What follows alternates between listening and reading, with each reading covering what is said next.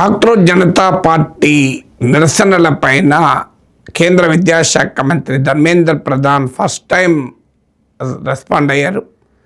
గత కొన్ని రోజులుగా దేశవ్యాప్తంగా అనేక నగరాల్లో cockroach Janata party NEET and ఇతర పేపర్ లీక్స్ జవాబుదారీతనంతో అకౌంటబిలిటీతో యూనియన్ ఎడ్యుకేషన్ మినిస్టర్ రిజైన్ చేయాలి అన్న డిమాండ్ పెడుతోంది. ఇప్పుడు కూడా జంతర్ మంతర్లో డే అండ్ నైట్ ప్రొటెస్ట్ జరుగుతున్నాయి. కొన్ని వందల మంది యాక్టివిస్టులు రాత్రిపూట కూడా జంతర్ మంతర్లోనే ఉండి ఆ నిరసనలో పాల్గొంటున్నారు. సో దానికి కేంద్ర విద్యామంత్రి రెస్పాండ్ అయ్యారు ఫస్ట్ టైం. నేను సండే రోజు నీట్ ఎగ్జామ్ అయిపోయాక మొదటిసారి రెస్పాండ్ అయ్యారు. సహజంగా 22 లక్షల మంది బిడ్డలతో మళ్ళీ పరీక్ష రాయాల్సి వచ్చింది. 22 లక్షల కుటుంబాలు తీవ్రమైన క్షోభకు గురయ్యాయి. అనేక మంది ఆత్మహత్యలు కూడా చేసుకున్నారు. ఇంతటి ఘోరమైన తప్పు విషాదం తర్వాత ఎక్కడో చోట ఎడ్యుకేషన్ మినిస్టర్లో కాస్త పశ్చాత్తాపం, కాస్త ఆవేదన, కాస్త అకౌంటబిలిటీ జవాబుదారీతనం ఉంటుందని ఆశిస్తాం.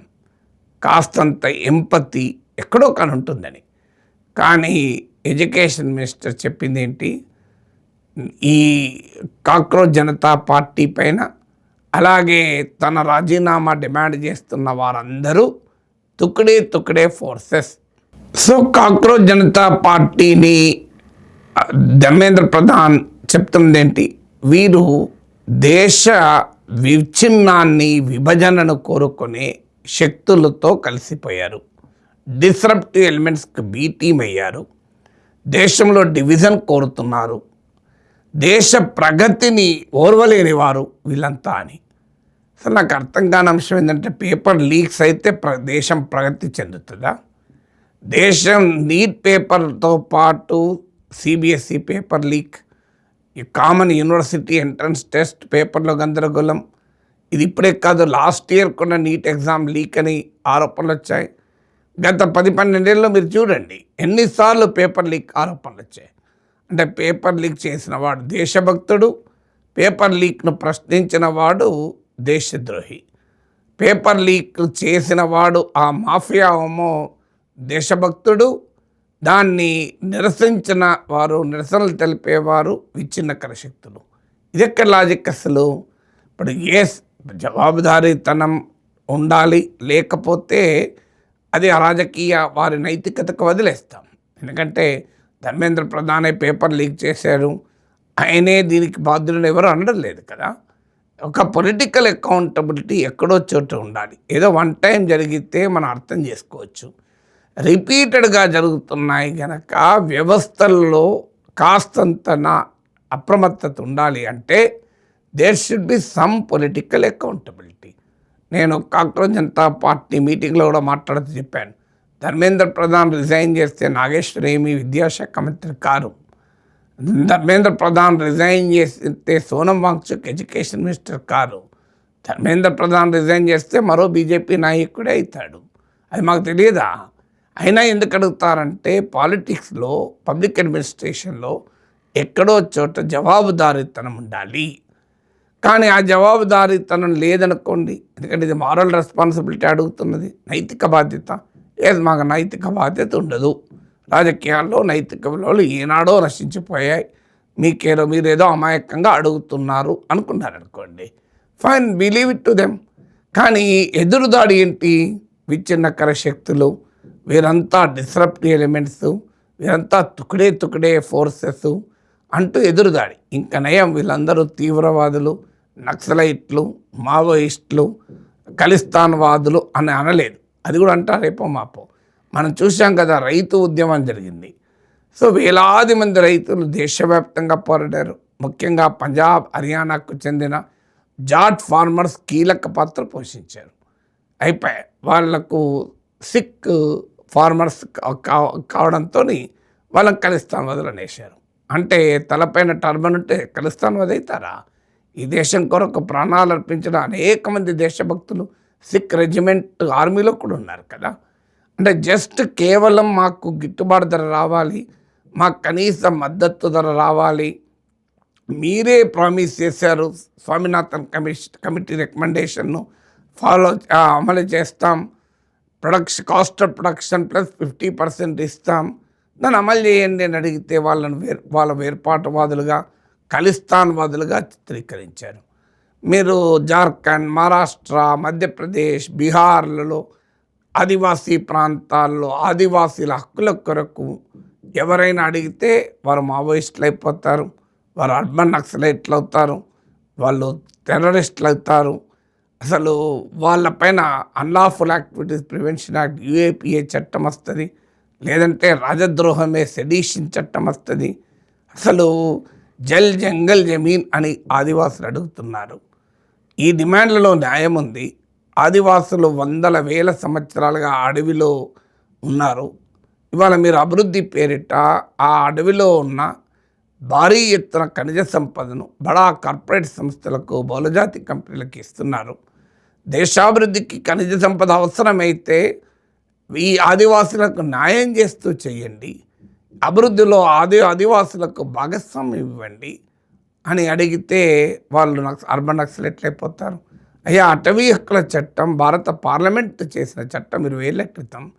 ఆ చట్టం కోసం అడవి బిడ్డలకు మీరు హక్కులు ఇవ్వండి అంటే మీరు అర్బన్ నక్సలైట్లు, మీరు మావోయిస్టులు, ఈ దేశద్రోహానికి పాల్పడుతున్నారంటారు.